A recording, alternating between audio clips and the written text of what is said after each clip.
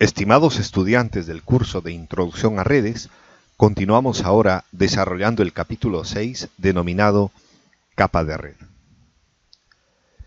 Al finalizar este capítulo, los estudiantes podrán realizar lo siguiente: explicar la forma en que los protocolos y servicios de capa de red admiten comunicaciones a través de las redes de datos.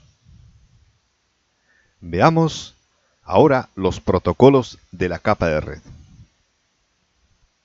La capa de red proporciona servicios que permiten que los dispositivos finales intercambien datos a través de la red.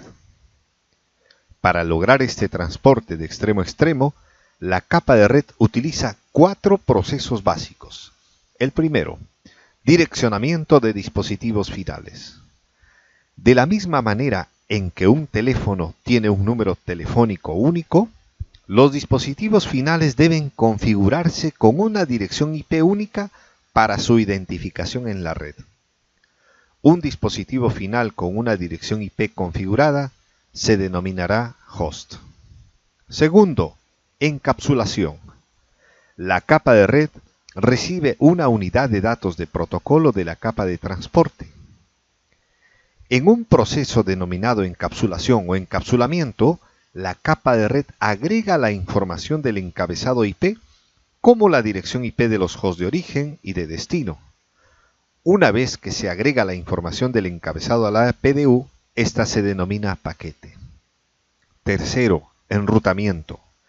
La capa de red proporciona servicios para dirigir los paquetes a un host de destino en otra red. Para que el paquete se transfiera a otras redes, la debe procesar un router.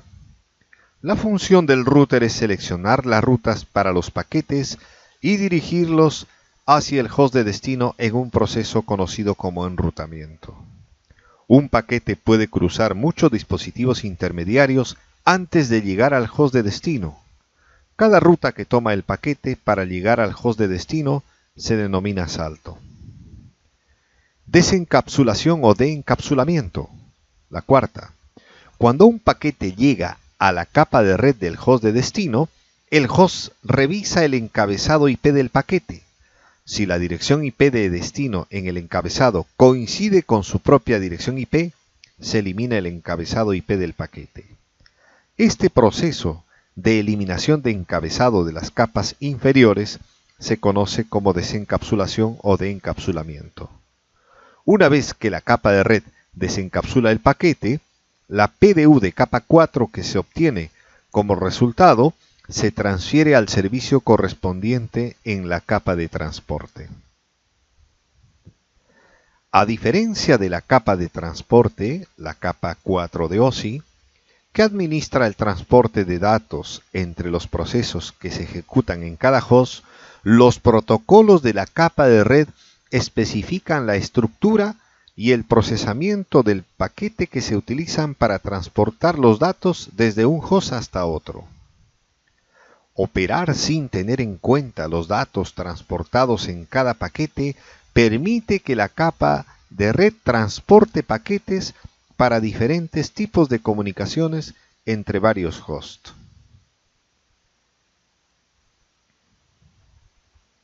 Existen varios protocolos de capa de red. Sin embargo, solo 2 se implementan con frecuencia: protocolo de Internet versión 4 o IPv4, protocolo de Internet versión 6 o IPv6.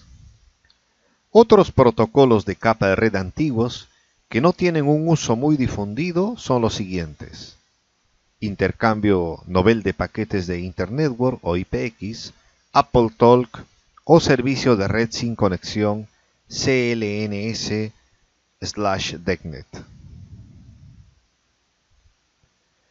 El protocolo IP se diseñó como protocolo con baja sobrecarga. Provee solo las funciones necesarias para enviar un paquete desde el origen a un destino a través de un sistema interconectado de redes. El protocolo no fue diseñado para rastrear ni administrar el flujo de paquetes. De ser necesarios, otros protocolos en otras capas llevan a cabo estas funciones. Las características básicas del protocolo IP son las siguientes. Sin conexión, es decir, que no se establece ninguna conexión con el destino antes de enviar los paquetes de datos. Máximo esfuerzo, no confiable. La entrega de paquetes no está garantizada. Y finalmente, independiente de los medios. La operación es independiente del medio que transporta los datos. Desarrollamos con mayor detalle en las siguientes láminas. IP es un protocolo sin conexión, lo que significa que no se crea ninguna conexión dedicada de extremo a extremo antes de enviar los datos. Conceptualmente, la comunicación sin conexión es similar a enviar una carta a alguien sin notificar al destinatario con anticipación. Como se muestra en la figura, el servicio postal utiliza la información en una carta para entregarla a un destinatario. La dirección en el sobre no proporciona datos que indiquen si el receptor está presente, si la carta llegará al destino o si el receptor puede leerla. De hecho, el servicio postal no está al tanto de la información contenida dentro del paquete que entrega y por lo tanto no puede proporcionar ningún mecanismo de corrección de errores. Las comunicaciones de datos sin conexión funcionan según el mismo principio. El protocolo IP es un protocolo sin conexión y por lo tanto no requiere ningún intercambio inicial de información de control para establecer una conexión de extremo a extremo antes de reenviar los paquetes. Además, tampoco requiere campos adicionales en el encabezado de la unidad de datos de protocolo para mantener una conexión establecida. Este proceso reduce en gran medida la sobrecarga del IP. Sin embargo, si una conexión de extremo a extremo preestablecida, los emisores no saben si los dispositivos de destino están presentes y en condiciones de funcionamiento cuando envían los paquetes, y tampoco saben si el destino recibe el paquete o si puede acceder al paquete y leerlo. El protocolo IP se describe como un protocolo no confiable o de máximo esfuerzo de entrega. No confiable significa simplemente que IP no tiene la capacidad de administrar paquetes no entregados o dañados ni recuperar datos de estos. Esto se debe a que los paquetes IP se envían con información sobre la ubicación de entrega, pero no contienen información que se pueda procesar para informar al transmisor si la entrega se realizó correctamente. No se incluyen datos de sincronización en el encabezado del paquete para realizar un seguimiento del orden de entrega de los paquetes. Con el protocolo IP tampoco hay acuses de recibo de la entrega de los paquetes ni datos de control de errores que permitan realizar un seguimiento de si los paquetes se entregaron sin daños. Los paquetes pueden llegar al destino dañados o fuera de secuencia, o pueden no llegar en absoluto. De acuerdo con la información proporcionada en el encabezado IP, no hay capacidad de retransmisión de paquetes si se producen errores como estos. Si los paquetes faltantes o que no funcionan generan problemas para la aplicación que usa los datos, los servicios de capas superiores deben resolver estos problemas.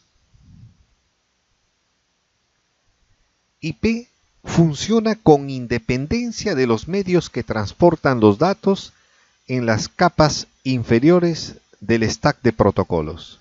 Como se muestra en la figura, cualquier paquete individual puede ser comunicado eléctricamente por cable, como señales ópticas por fibra o sin cables como señales de radio. Es responsabilidad de la capa de enlace de datos del modelo OSI tomar un paquete IP y prepararlo para transmitirlo a través del medio de comunicación.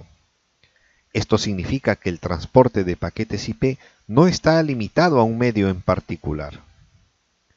Sin embargo, existe una característica importante de los medios que la capa de red tiene en cuenta: el tamaño máximo de la PDU que cada medio puede transportar. Esta característica denominada unidad máxima de transmisión o MTU parte de la comunicación de control entre la capa de enlace de datos y la capa de red consiste en establecer el tamaño máximo para el paquete. La capa de enlace de datos pasa el valor de MTU a la capa de red. A continuación, la capa de red determina cuán grandes pueden ser los paquetes. En algunos casos, un dispositivo intermediario, generalmente un router, debe dividir un paquete cuando lo reenvía a otro medio con una MTU más pequeña. A este proceso se lo llama fragmentación de paquetes o simplemente fragmentación. El protocolo IP encapsula o empaqueta el segmento de la capa de transporte agregando un encabezado IP. Este encabezado se utiliza para entregar el paquete al host de destino. Los routers pueden implementar estos diferentes protocolos de capa de red. El enrutamiento que realizan estos dispositivos intermediarios solo tiene en cuenta el contenido del encabezado del paquete. En todos los casos, la porción de datos del paquete, es decir, la PDU de la capa de transporte encapsulada, no se modifica durante los procesos de la capa de red. IPv4 se utiliza desde 1983, cuando se implementó en la ARPANET, red de la Agencia de Proyectos de Investigación Avanzada, que fue la precursora de Internet. Internet se basa en gran medida en IPv4, que continúa siendo el protocolo de capa de red que más se utiliza actualmente. Los paquetes IPv4 tienen dos partes. El encabezado, que identifica las características del paquete, y el contenido, que contiene la información del segmento de capa 4 y los datos propiamente dichos.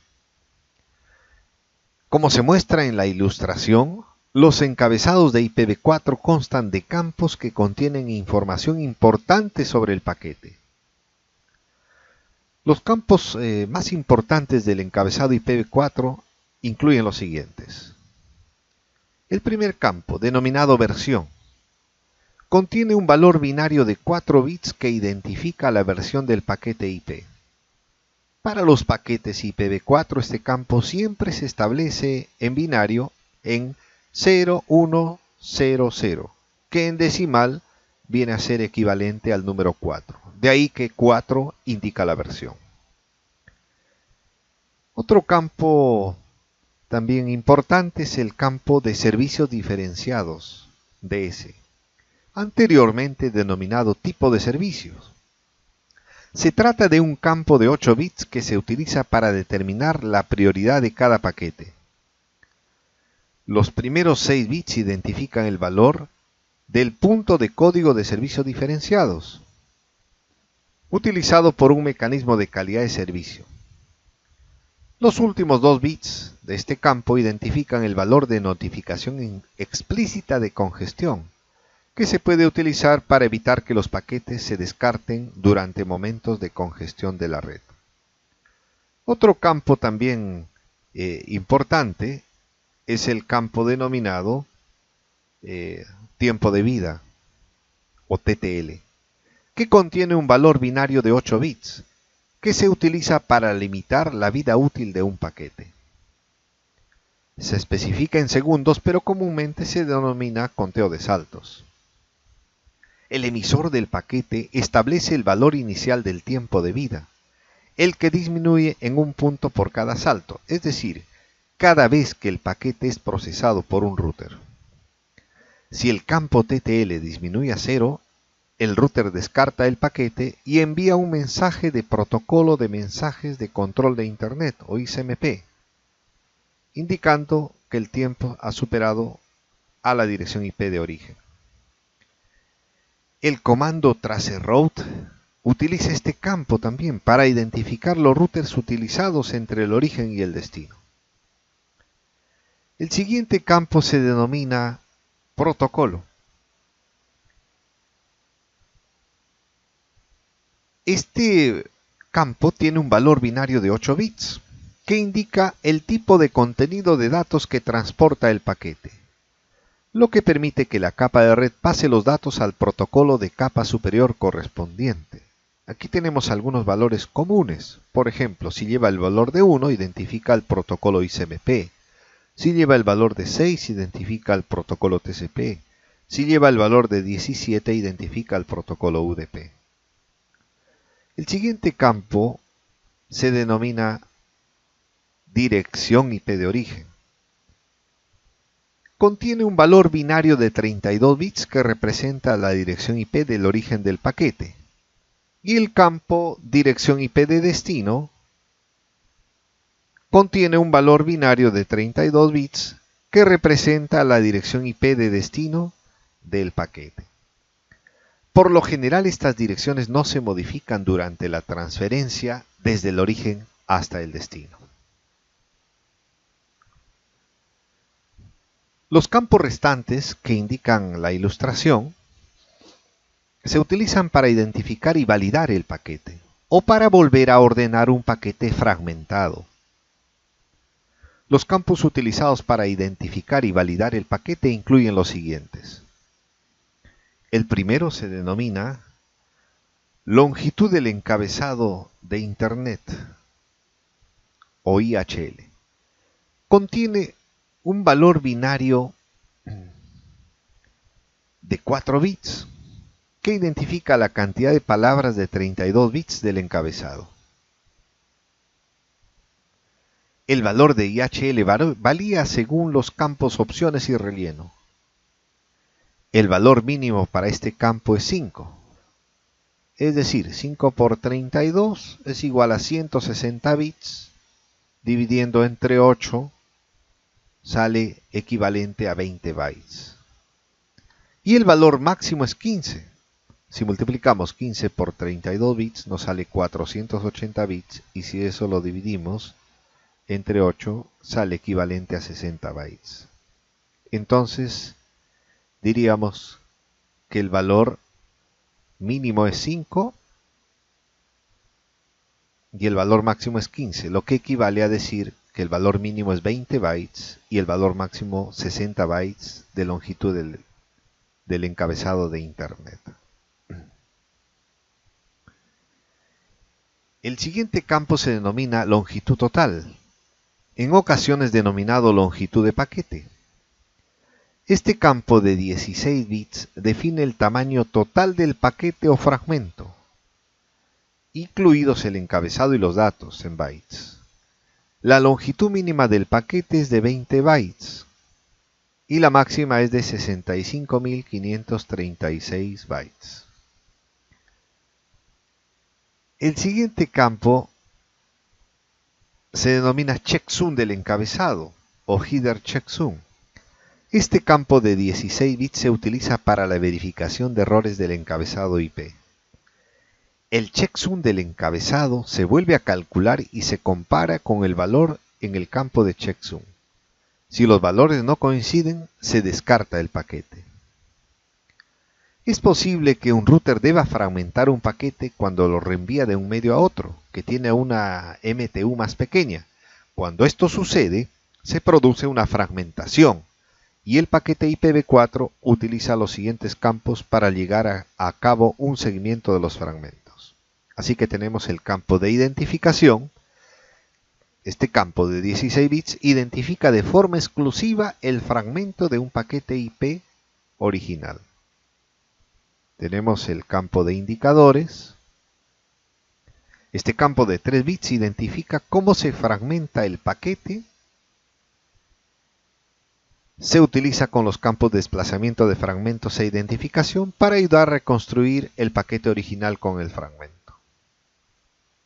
Tenemos desplazamiento de fragmentos.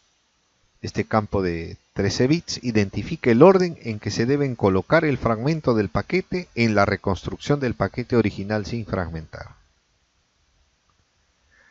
Los campos opciones y rellenos se utilizan con poca frecuencia y exceden el ámbito de este capítulo. Wireshark es una herramienta que hemos utilizado en un taller anterior, ¿no?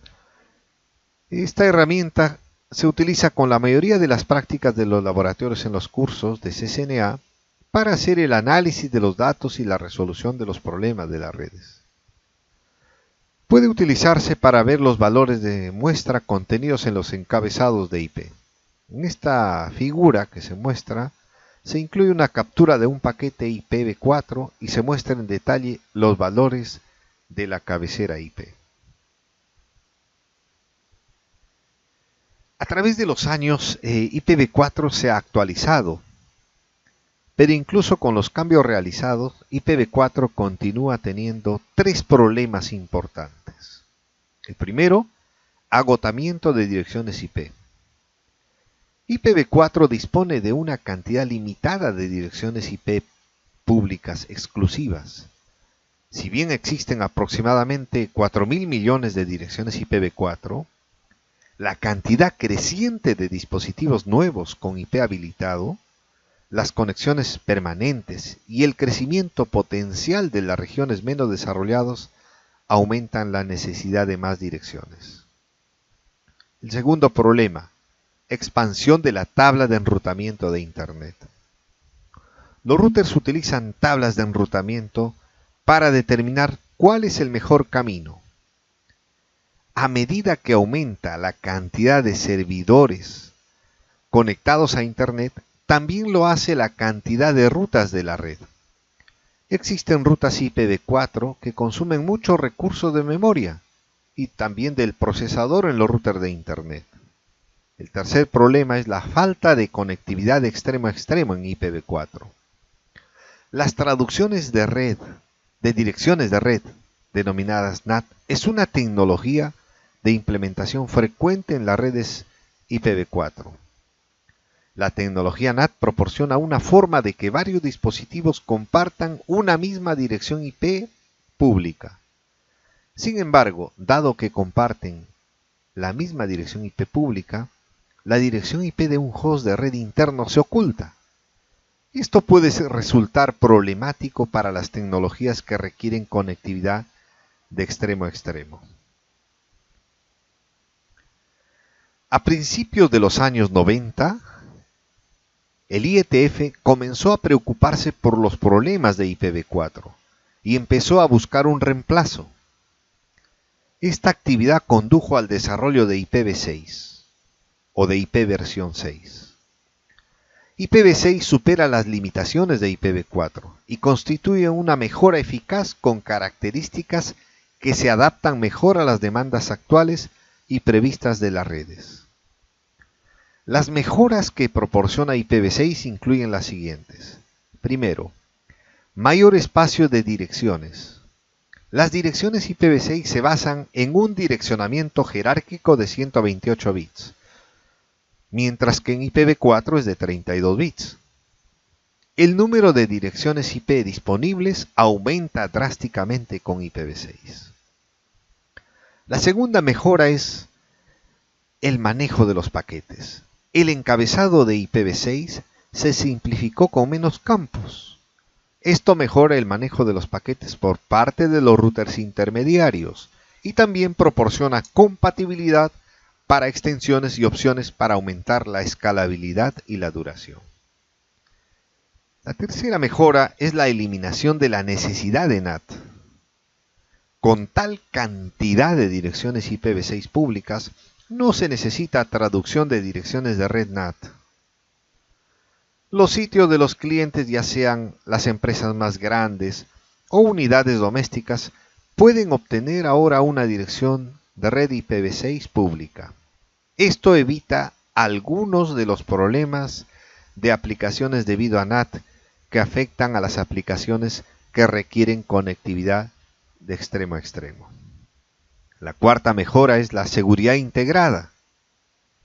IPv6 admite capacidades de autenticación y privacidad de forma nativa.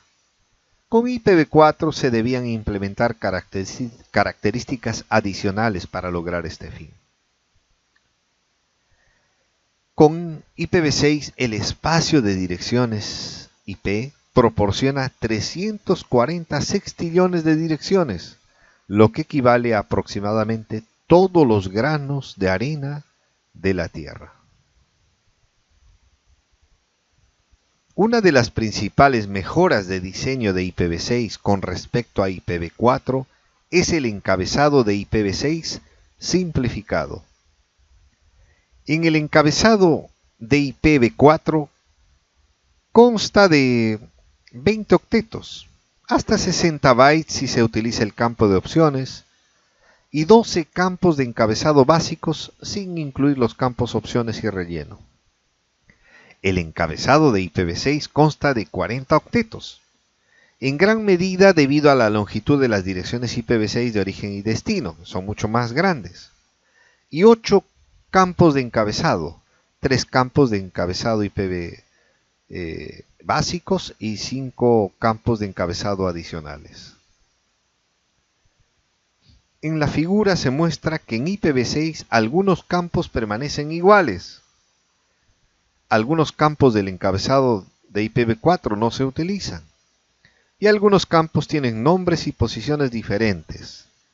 Además, se agregó un nuevo campo a IPv6 que no se utiliza en IPv4.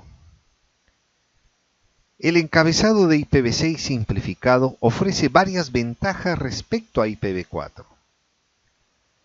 Mayor eficacia de enrutamiento para un buen rendimiento y una buena escalabilidad de velocidad de reenvío. Sin requisito de procesamiento de checksums para la comprobación de errores.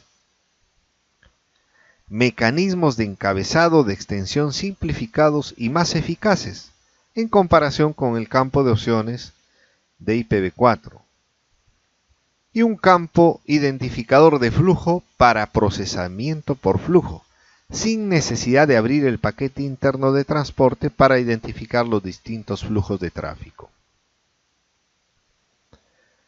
Los campos del encabezado de IPv6 son los siguientes. Campo de versión. Este campo contiene un valor binario de 4 bits que identifica la versión del paquete IP. Para los paquetes IPv6, este campo siempre se establece en binario 0110, lo que equivale al valor decimal de 6. El campo clase de tráfico, Traffic Class. Este campo de 8 bits equivale al campo de servicios diferenciados de IPv4. También contiene un punto de valor de código de servicios diferenciados de 6 bits, utilizado para clasificar paquetes, y un valor de notificación explícita de congestión de 2 bits utilizado para controlar la congestión del tráfico. El campo identificador de flujo o flow label. Este campo de 20 bits proporciona un servicio especial para aplicaciones en tiempo real. Se puede utilizar para indicar a los routers y switches que deben mantener la misma ruta para el flujo de paquetes, a fin de evitar que estos campos se reordenen. El campo longitud de contenido o payload length. Este campo de 16 bits equivale al campo longitud total del encabezado IPv4. Define el tamaño total del paquete o fragmento, incluidos el encabezado y las extensiones optativas. El campo denominado next header o siguiente encabezado. Este campo de 8 bits equivale al campo de protocolo de IPv4.